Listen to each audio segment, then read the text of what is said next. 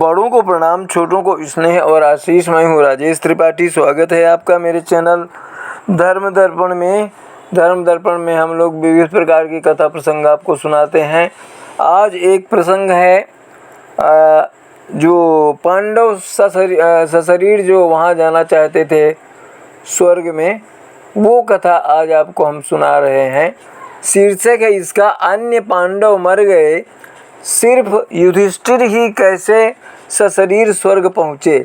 महाभारत के युद्ध की समाप्ति के बाद पांडवों ने अपना राजपाट परीक्षित को सौंप दिया और द्रौपदी को साथ लेकर स्वर्ग की यात्रा पर निकल गए। स्वर्ग की यात्रा कठिन थी, लेकिन पांडव चाहते थे कि वो सशरीर स्वर्ग तक पहुँचें। हालांकि रास्ते में कुछ ऐसा होता चला गया कि एक एक कर पांडव नीचे गिरकर मृत्यु को प्राप्त हो गए। यदुवंशियों के नाश की बात जानकर युधिष्ठिर को बहुत दुख हुआ। महर्षि वेदव्यास की बात मानकर द्रौपदी सहित पांडवों ने राजपाट त्याग कर परलोक जाने का निश्चय किया। युधिष्ठिर ने युयुत्स को बुलाकर उसे संपूर्ण राज्य की देखभाल का भार सौंप दिया और परीक्षित का राज्याभिषेक कर दिया। युधिष्ठिर ने सुभद्रा से कहा कि आज से परीक्षित हस्तिनापुर का तथा वज्र मथुरा का राजा है, अतः तुम इन दोनों पर समान रूप से स्नेह रखना। उत्तराखंड राज्य के चमोली जिले में एक ऐसी ही जगह है जहाँ कहा जाता है कि वहाँ स्वर्ग जाने का रास्ता है। इसे स्वर्ग जाने की सीढ़ी भी कहा जाता है। इसके पीछे मान्यता है कि पांडव भी इसी रास्ते से स्वर्ग गए थे। इसे स्वर्गारोहिणी के नाम से भी जाना जाता है। ये जगह माणा गांव में, जिसे भारत का प्रथम गांव कहा जाता है, वहाँ पर है। स्वर्ग जाने के रास्ते में सरस्वती नदी ने पांडवों की यात्रा रोक दी। इसके बाद बलशाली भीम ने 2 बड़े पत्थर के खंड उठाकर नदी पर पुल बना दिया। इससे नदी पार कर पांडवों ने आगे का रास्ता शुरू किया था। यह रास्ता बहुत ही कठिन था। आगे चलकर उन्हें एक मंदिर मिला। महाभारत काल से जुड़ा यह मंदिर हिमाचल प्रदेश में स्थित है। हजारों साल पुराने इस मंदिर में पांडवों की कई सारी बातें जुड़ी हुई हैं। हम सभी ये जानते हैं कि महाभारत के युद्ध के बाद पांडवों ने स्वर्ग की यात्रा की थी। स्वर्ग तक पहुंचने के लिए उन्होंने एक लंबी सीढ़ी का निर्माण भी किया था। ऐसा माना जाता है कि इस मंदिर में ही पांडवों ने स्वर्ग जाने की सीढ़ियां बनाई थीं। इस मंदिर को बाथू की लड़ी के नाम से जाना जाता है। ऐसा इसलिए क्योंकि इस मंदिर के निर्माण में जिन पत्थरों का इस्तेमाल किया गया है उन्हें बाथू का पत्थर कहा जाता है, और लड़ी इसलिए क्योंकि यहाँ कुल 8 मंदिर हैं, जिन्हें दूर से देखने पर एक माला में पिरोए हुए से लगते हैं। ये मंदिर पांडवों ने यहाँ पर स्वर्ग जाने के लिए सीढ़ियों को बनाने का निश्चय किया था। हालांकि ये काम बहुत कठिन था। कहते हैं कि पांडवों ने इस काम के लिए श्री कृष्ण से मदद की गुहार लगाई थी। तब श्री कृष्ण ने 6 महीने की एक रात कर दी थी, लेकिन बावजूद इसके स्वर्ग की सीढ़ियाँ तैयार नहीं हो पाई। पांडवों के स्वर्गारोहण या स्वर्ग जाने का वर्णन महाभारत के अंतिम पर्व स्वर्गारोहण पर्व में मिलता है। महाभारत, जो कि हिंदू धर्म के 2 प्रमुख इतिहास ग्रंथों में से एक है, वेद व्यास द्वारा रचित माना जाता है। इसको स्वर्गारोहण पर्व में पांडवों की इस धरती को छोड़कर स्वर्ग की यात्रा पर निकलने और अंततः स्वर्ग में प्रवेश करने की कथा का वर्णन है। इस कथा में पांडव अपने जीवन के अंत में महान यात्रा पर निकलते हैं और उनके साथ उनकी पत्नी द्रौपदी भी होती है। यह यात्रा उन्हें अंततः स्वर्ग तक ले जाती है, लेकिन यात्रा के दौरान विभिन्न परीक्षाओं के माध्यम से उनके धर्म और आदर्शों की परीक्षा भी होती है। पौराणिक और लोक कथाओं के अनुसार 5 पांडव द्रौपदी अपने अंतिम समय में सब कुछ त्याग कर सशरीर स्वर्ग जाने के लिए बद्रीनाथ से आगे माणा गांव होते हुए स्वर्गारोहिणी की ओर प्रस्थान कर गए। लेकिन मार्ग की कठिनाइयों और प्रतिकूल मौसम के कारण एक एक कर उनका देहावसान होता चला गया और केवल युधिष्ठिर ही जीवित रहे और वही सशरीर स्वर्ग जा पाए। रास्ते में अर्जुन और भीम अहंकार के कारण मृत्यु को प्राप्त हुए। द्रौपदी को अर्जुन से अधिक प्रेम करने का दंड मिला। रास्ते में उनकी मृत्यु हुई। परीक्षित को हस्तिनापुर का राजा नियुक्त करने के बाद पांडवों ने अपने मामा वासुदेव, श्री कृष्ण तथा बलराम आदि का विधिवत तर्पण और श्राद्ध किया।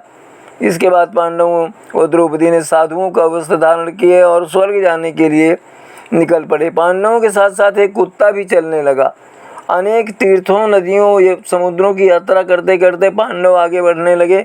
पांडव चलते चलते लाल सागर तक भी आ गए।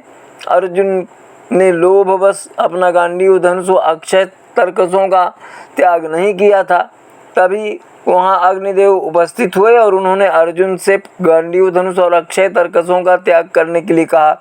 अर्जुन ने ऐसा ही किया। पांडवों ने पृथ्वी की परिक्रमा पूरी करने की इच्छा से उत्तर दिशा की ओर यात्रा की। यात्रा करते करते पांडव हिमालय तक पहुंच गए। हिमालय लांघकर पांडव आगे बढ़े तो उन्हें बालू का समुद्र दिखाई दिया। इसके बाद उन्होंने सुमेरु पर्वत के दर्शन किए। पांचों पांडव, द्रौपदी तथा वो कुत्ता तेजी से आगे चलने लगे। तभी द्रौपदी लड़खड़ा कर गिर गई। द्रौपदी को गिरा देख भीम ने युधिष्ठिर से कहा, द्रौपदी ने कभी कोई पाप नहीं किया, तो फिर क्या कारण है कि वो नीचे गिर पड़ी। युधिष्ठिर ने कहा कि द्रौपदी हम सभी में से अर्जुन को अधिक प्रेम करती थी, इसलिए उसके साथ ऐसा हुआ। ऐसा कहकर युधिष्ठिर द्रौपदी को देखे बिना ही आगे बढ़ गए। थोड़ी देर बाद सहदेव भी गिर गए। भीमसेन ने सहदेव के गिरने के कारण पूछा तो युधिष्ठिर ने बताया कि सहदेव किसी को अपने जैसा विद्वान नहीं समझता था। इसी दोष के कारण इसे आज मृत्यु को प्राप्त होना पड़ा। कुछ देर बाद नकुल भी गिर पड़े। भीम ने पूछने पर युधिष्ठिर ने बताया कि नकुल को अपने रूप पर बहुत अभिमान था, इसलिए आज उसकी यह गति हुई। थोड़ी देर बाद अर्जुन भी गिर पड़े। युधिष्ठिर ने भीम से उनको बताया कि अर्जुन को अपने पराक्रम पर अभिमान था।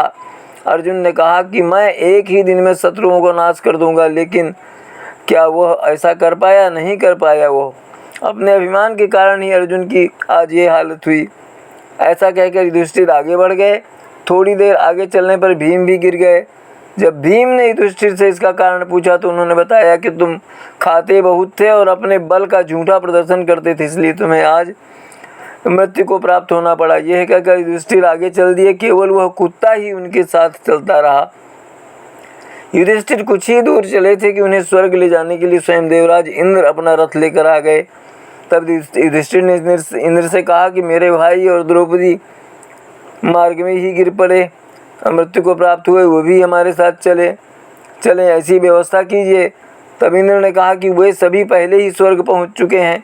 वे शरीर त्याग कर स्वर्ग पहुँचे हैं और आप सशरीर स्वर्ग में जाएंगे। इंद्र की बात सुनकर युधिष्ठिर ने कहा कि यह कुत्ता मेरा परम भक्त है, इसलिए इसे भी मेरे साथ स्वर्ग जाने की आज्ञा दीजिए। लेकिन इंद्र ने ऐसा करने से मना कर दिया। काफ़ी देर समझाने पर भी जब युधिष्ठिर बिना कुत्ते के स्वर्ग जाने के लिए नहीं माने तो कुत्ते के रूप में यमराज अपने वास्तविक स्वरूप में आ गए। वो कुत्ता वास्तव में यमराज ही थे। युधिष्ठिर को अपने धर्म में स्थित देखकर यमराज बहुत प्रसन्न हुए। इसके बाद स्वर्ग जाकर युधिष्ठिर ने देखा कि वहाँ दुर्योधन एक दिव्य सिंहासन पर बैठा है, अन्य कोई यहाँ नहीं है। ये देखकर युधिष्ठिर ने देवताओं से कहा कि मेरे भाई तथा द्रौपदी जिस लोक में गए हैं, मैं भी उसी लोक में जाना चाहता हूँ। मुझे उनसे अधिक उत्तम लोक की कामना नहीं है। तब देवताओं ने कहा कि यदि आपकी ऐसी ही इच्छा है तो आप इस देवदूत के साथ चले जाइए, ये आपको आपके भाइयों के पास पहुंचा देगा। युधिष्ठिर उस देवदूत के साथ चले गए। देवदूत युधिष्ठिर को ऐसे मार्ग पर ले गया जो बहुत खराब था। उस मार्ग पर घोर अंधकार था। उसके चारों ओर से बदबू आ रही थी। इधर उधर मुर्दे पड़े दिखाई दे रहे थे।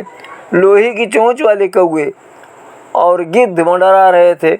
वह असीपत्र नामक नरक था। वहाँ की दुर्गंध से तंग आकर युधिष्ठिर ने देवदूत से पूछा कि हमें इस मार्ग पर और कितनी दूर चलना है और मेरे भाई कहाँ हैं? युधिष्ठिर की बात सुनकर देवदूत बोला कि देवताओं ने कहा था कि जब आप थक जाएं तो आपको लौटा लाऊं। यदि आप थक गए हों तो हम पुनः लौट चलते हैं। युधिष्ठिर ने ऐसा ही करने का निश्चय किया। जब युधिष्ठिर वापस लौटने लगे तो उन्हें दुखी लोगों की आवाज़ सुनाई दी। वे युधिष्ठिर से कुछ देर वहीं रुकने के लिए कह रहे थे। युधिष्ठिर ने जब उनसे उनका परिचय पूछा तो उन्होंने कर्ण, भीम, अर्जुन, नकुल, सहदेव व द्रौपदी के रूप में अपना परिचय दिया। तब युधिष्ठिर ने उस देवदूत से कहा कि तुम पुनः देवताओं के पास लौट जाओ। मेरे यहाँ रहने से यदि मेरे भाइयों को सुख मिलता है तो मैं इस दुर्गम स्थान पर ही रहूँगा। देवदूत ने यह बात जाकर देवराज इंद्र को बता दी। युधिष्ठिर को उस स्थान पर अभी कुछ ही समय बीता था कि तभी देवता वहां आ गए। देवताओं के आते ही वहां सुगंधित हवा चलने लगी। मार्ग पर प्रकाश छा गया। तब देवराज इंद्र ने युधिष्ठिर को बताया कि तुमने अश्वत्थामा के मरने की बात कहकर छल से द्रोणाचार्य को उनके पुत्र की मृत्यु का विश्वास दिलाया था। इसी के परिणाम स्वरूप तुम्हें भी छल से ही कुछ देर नरक के दर्शन कराए गए। अब तुम मेरे साथ स्वर्ग चलो, वहाँ तुम्हारे भाई व अन्य वीर पहले ही पहुँच चुके हैं। देवराज इंद्र के कहने पर युधिष्ठिर ने देव नदी गंगा में स्नान किया। स्नान करते ही उन्होंने मानव शरीर त्याग करके दिव्य शरीर धारण कर लिया। इसके बाद बहुत से महर्षि उनकी स्तुति करते हुए उन्हें उस स्थान पर ले गए जहाँ उनके चारों भाई भीम, अर्जुन, नकुल, सहदेव तथा द्रौपदी व कर्ण आदि आनंद पूर्वक विराजमान थे। युधिष्ठिर ने वहाँ भगवान श्री कृष्ण के दर्शन किए। अर्जुन उनकी सेवा कर रहे थे। युधिष्ठिर को आया देख श्री कृष्ण व अर्जुन ने उनका स्वागत किया। युधिष्ठिर ने देखा कि भीम पहले ही की तरह शरीर धारण किए वायु देवता के पास बैठे थे। कर्ण को सूर्य के समान स्वरूप धारण किए बैठे देखा। नकुल व सहदेव अश्विनी कुमारों के साथ बैठे थे। देवराज इंद्र ने युधिष्ठिर को बताया कि ये जो साक्षात भगवती लक्ष्मी दिखाई दे रही हैं, इनके अंश से ही द्रौपदी का जन्म हुआ था। इसके बाद इंद्र ने महाभारत युद्ध में मारे गए सभी वीरों के बारे में युधिष्ठिर को विस्तार पूर्वक बताया। इस प्रकार से युधिष्ठिर अपने भाइयों व अन्य संबंधियों को वहाँ देखकर बहुत प्रसन्न हुए। कहते हैं कि भीम ने माणा में एक बड़ी सी चट्टान से सरस्वती नदी पर पुल बनाया था। वो चट्टान आज भी विद्यमान है। ऐसा उल्लेख मिलता है कि अपनी द्वारिका यात्रा के बाद अर्जुन महर्षि वेद व्यास के आश्रम पहुँचे। यहाँ आकर अर्जुन ने महर्षि वेद व्यास को बताया कि श्री कृष्ण बलराम सहित सारे यदुवंशी समाप्त हो चुके हैं। तब महर्षि ने कहा कि यह सब इसी प्रकार होना था, पहले से ही नियत है, इसलिए इसके लिए शोक नहीं करना चाहिए। तब अर्जुन ने यह भी बताया कि किस प्रकार साधारण लुटेरे उनके सामने यदुवंश की स्त्रियों को हर कर ले गए और वे कुछ भी न कर सके। इस बारे में एक कथन भी प्रचलित है, पुरुष बली नहीं होत है समय होत बलवान, भिल्लन लूटी गोपिका वही अर्जुन वही बाण। युधिष्ठिर द्वारा परीक्षित का अभिषेक कराना। यदुवंशियों के नाश की बात जानकर युधिष्ठिर को बहुत दुख हुआ था। महर्षि वेदव्यास की बात मानकर द्रौपदी सहित पांडवों ने राजपाट का त्याग कर परलोक जाने का निश्चय किया। युधिष्ठिर ने यूथ्स को बुलाकर उसे संपूर्ण राज्य की देखभाल का भार सौंप दिया था और परीक्षित का राज्याभिषेक कर दिया था। अर्जुन की बात सुनकर के महर्षि वेदव्यास ने कहा था कि यदि अस्त्र जिस उद्देश्य से तुमने प्राप्त किए थे वो पूरा हो गया, अतः हुए पुनः अपने स्थानों पर चले गए। इसीलिए जो है तुम भीलों को मार नहीं सके और गोपियों को ले गए। महर्षि ने अर्जुन से यह भी कहा कि तुम लोगों ने अपना कर्तव्य पूर्ण कर लिया, आता है अब तुम्हारे परलोक गमन का समय आ गया और यही तुम्हारे लिए श्रेष्ठ भी है। वेद व्यास की बात सुनकर अर्जुन उनकी आज्ञा लेकर के हस्तिनापुर आए। उन्होंने पूरी बात महाराज युधिष्ठिर को बता दी। हस्तिनापुर में राज करने के बाद पांडव हिमालय में चले गए। वहाँ से उन लोगों ने स्वर्ग की ओर प्रस्थान किया। रास्ते में बाकी सभी की मृत्यु हो गई, मात्र युधिष्ठिर ही सशरीर स्वर्ग जा पाए। तो ये तो थी पांडवों के स्वर्गारोहण की कथा जो हमने आज आपको सुनाई। इसी तरह अन्य किसी कथा प्रसंग के साथ आपसे भेंट होगी। तब तक के लिए प्रणाम, नमस्कार। मिलते हैं अगले वीडियो में। आप सब परिवार स्वस्थ, आनंद और सुरक्षित रहें, यही हमारी कामना और प्रभु से प्रार्थना है। आज यहीं तक, मिलते हैं अगले वीडियो में। तब तक के लिए नमस्कार, प्रणाम।